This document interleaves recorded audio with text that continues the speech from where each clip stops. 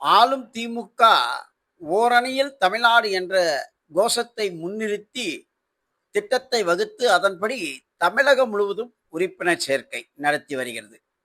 அதன்படி தொகுதிக்கு தொகுதி, வார்டுக்கு வார்டு, வீடுக்கு வீடு நிர்வாகிகளை நியமித்து வீடு வீடாக உறுப்பினர் சேர்ப்பது போல் தமிழக வெற்றி கழகமும் தமிழ்நாடு முழுவதும் 234 தொகுதிகளிலும் நிர்வாகிகளை நியமித்துள்ளது.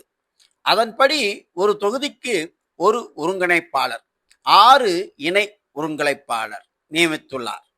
இப்படி அனைத்து தொகுதிகளும் வார்டு வார்டாக சென்றும் வீடு வீடாக சென்று 2 கோடி உறுப்பினர்களை சேர்க்க வேண்டும் என்று அறிவித்துள்ள தமிழக வெற்றிக் கழகம் ஓரணியில் தமிழ்நாடு என்பது போல் வெற்றி பேரணியில் தமிழ்நாடு என்ற கோஷத்துடன் தமிழ்நாட்டில் உள்ள 234 சட்டமன்ற தொகுதிகளுக்கும் பின்வரும் முறையில் தொகுதி பொறுப்பாளர்களை நியமித்துள்ளது. இதற்கான அறிவிப்பை இன்று தமிழக வெற்றிக் கழகம் வெளியிட்டுள்ளது.